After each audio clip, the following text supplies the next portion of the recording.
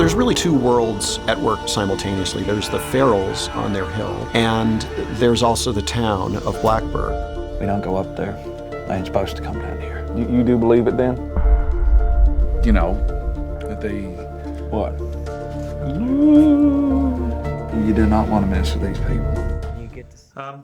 I'm playing a character who's an Appalachian sheriff who's long ago given up on the idea of being much of a sheriff, who's drinking and doing a lot of pill taking, being too good a father, sort of struggling, running uphill, right, doing a lot of sliding, yeah, you know, and very much caught in between the central conflict of this show, which is that there's a resource company moving into this small town in southeastern Kentucky, you know, fictional town in Appalachia, and wanting to take the land that the Farrell clan has been living on for the last 200 years.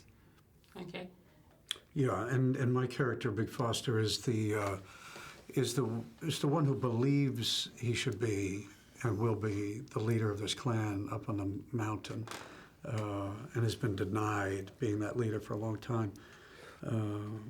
And they are the ones who are under threat by this resource company that wants to take that mountain, knock the top off it, move them, get rid of them, and take the coal that's inside it. We've been there for 200 years. It seems so weird that for a show like this that has such a strong kind of anti-gun message, even though the producers just told me that it really doesn't, but in that first episode...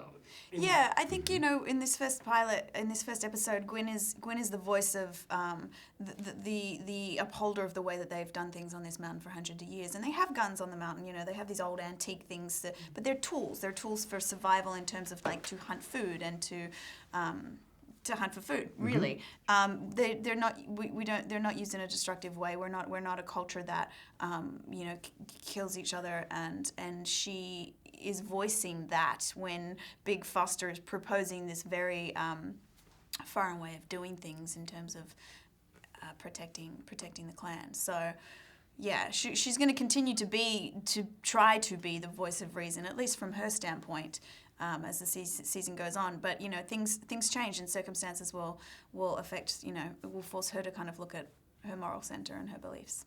And as the son of the leader, how does her strong will impact the clan and your relationship with everyone and your standing as like the strong male? I wouldn't say that I'm the strong male. I think, you know, that I sort of defer to my father in a lot of those situations. Yeah, I mean, I think that he's probably, you know, promotes her being strong and being heard, and thinks that she should do that. Yep. And so then would you say that your clan is actually more progressive towards women? Oh yeah, absolutely. Than like the modern world? Oh yeah, it's a matriarchy. You know, it's like you have a woman that's sort of the clan leader, and she's one of the sort of tent poles of the you know, of the clan itself. I think that the women really sort of the clan uphold the roots and rituals and beliefs of the actual culture. Yeah, I think, well, first of all, it's very different. I mean, it's a very different show in terms of its look and, you know, the story of it, the look of it.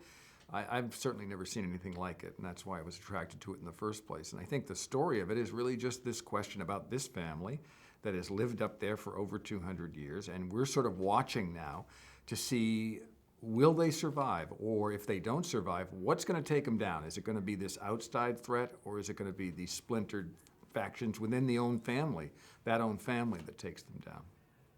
And what's been the hardest part about producing such a unique show and a unique experience? Because it's made up, and it's, you know, it's certainly not real. Peter's, you know, we set it in a made-up town, in a made-up part of Kentucky, and there's, you know, no real town like that and no real county.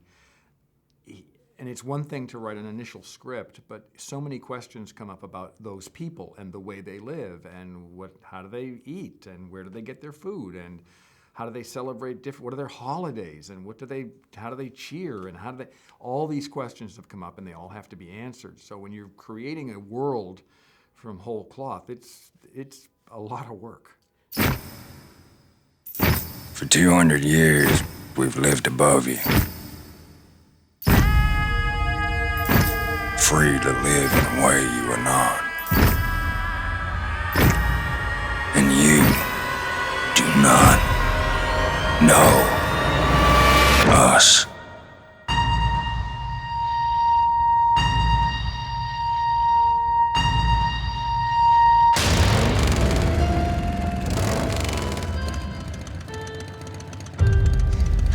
Hello there, lady. What's the matter? You a wee bit shy? I never seen one of y'all before. One who all before? You want me to write it up? I don't want to press charges. No, I mean, that's up to you. Ain't worth it. Why do we let those morons get away with shit like this? First of all, they're not morons. And secondly, you don't want to mess with these people. You know that they're not like you and me. That's right, we don't sleep with our sisters. I don't think you gentlemen have any idea what you're dealing with. When they look at this mountain, they don't see us and our chillums and life as it was meant to be. For them, there's no respect or even tolerance for outsiders like us. What they see is millions of their dollars waiting to be dug up and burned. We need them off our land. We've got $1 billion investment at stake up there. Somebody's got to move them out now, and that somebody is you. Okay, let's get out of here. This mountain don't come free. We got to pay rent on it. Only our rent, it comes in blood.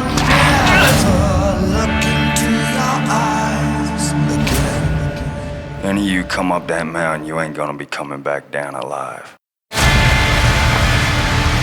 There is a reason we can't get them off that mountain. You think you could last a winter up there? How about 200? They know how to stick together. They are a family.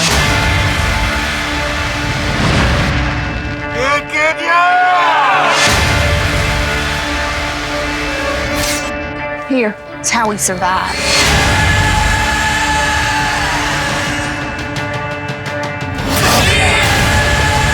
This is our land, and this is our blood. Put your hands up in there! And may those devils die.